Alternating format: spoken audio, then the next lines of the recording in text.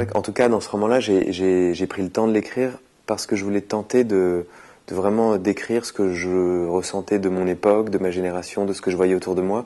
C'était au fond la seule ambition du livre, c'était voilà, de tendre un miroir à ma génération, à mon époque. Et il était le prolongement d'une observation, effectivement très, très simple, mais que d'autres peuvent faire, et un peu anecdotique, c'est que moi j'ai eu 30 ans il y a quelques années, et la plupart de mes amis ont eu des enfants, et la plupart de ces amis, 1 an ou 2 ans après, se sont séparés de leur conjoint d'une façon qui vraiment se ressemblait à chaque fois, d'une façon si frappante qu'elles m'ont interpellé.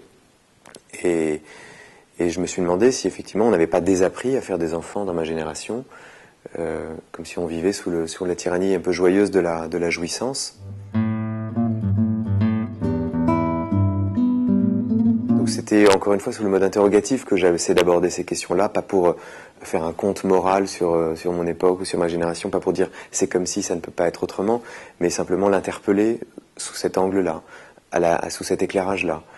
Et l'intuition du livre, c'était de se dire que peut-être on était une des premières générations à s'être construit complètement en dehors de l'histoire, avec un grand H, qu'on était complètement passé au travers des filets de l'histoire, et que peut-être du coup on était dépourvu de ce que nous enseigne l'histoire, c'est-à-dire la capacité à relativiser et à renvoyer toutes ces difficultés-là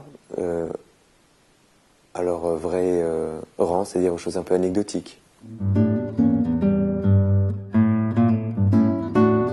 Tout ce qui pousse les pays à s'associer les uns aux autres pour constituer un ensemble plus vaste, c'est-à-dire le sentiment d'une faiblesse, d'une fragilité et presque d'une précarité, je pense que c'est ce qui aussi conduit les êtres à tenter de construire quelque chose de plus large, c'est-à-dire l'intuition de sa propre mortalité, de sa propre faiblesse, sa propre précarité par rapport à l'existence. Je pense que le fait de vouloir vivre en couple et de créer une famille répond au même élan. Et c'était un petit peu cette intuition qui m'a poussé à vouloir raconter une histoire plus large que l'histoire de ce couple.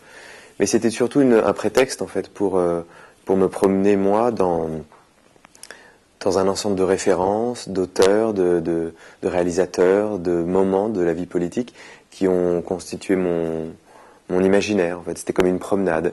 Le livre s'ouvre dans un grand lit, qui est celui de ce couple, Nicolas et Pauline, mais je voulais que ce lit soit suffisamment vaste pour qu'il puisse accueillir aussi tous ces auteurs, tous ces réalisateurs, tous ces moments clés de l'histoire politique et européenne.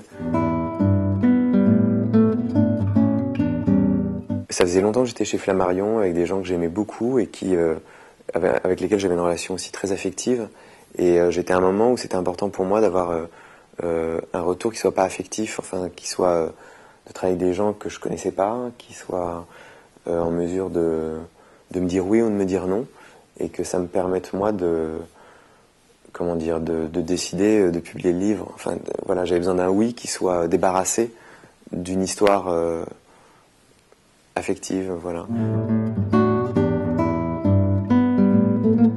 Oui, moi je serais plus proche peut-être de ce personnage de Pauline, c'est-à-dire que je me souviens qu'à 20 ans, moi j'étais un peu bêtement et tragiquement nostalgique, et ça faisait souvent rire les gens autour de moi, parce que c'est vrai qu'il y a quelque chose d'un peu ridicule d'être nostalgique à 20 ans. Mais moi je l'étais presque maladivement. Et puis, bêtement, là aussi, j'ai sauté l'étape de la jouissance, et je me suis retrouvé très vite dans la position de l'angoisse prématurée. Voilà. Et je me souviens m'être dit, mais pourquoi ai-je bêtement sauté cette étape de la jouissance? Et que c'est une question qui revient dans le livre, et je pense qu'elle était à l'origine du désir d'écrire ce livre. Je crois pas, non. L'autre jour, j'en parlais avec Nicolas Ray, parce qu'il a écrit un livre qui s'appelle L'amour est déclaré, et quelqu'un lui demandait comme ça si finalement c'était les hommes qui étaient plus infidèles que les femmes, mais lui disait, et ça m'avait fait rire, il disait mais non, les femmes trompent autant les hommes, simplement elles sont beaucoup plus malines et on s'en rend beaucoup moins compte. Voilà. Et il est possible qu'il n'ait pas tort.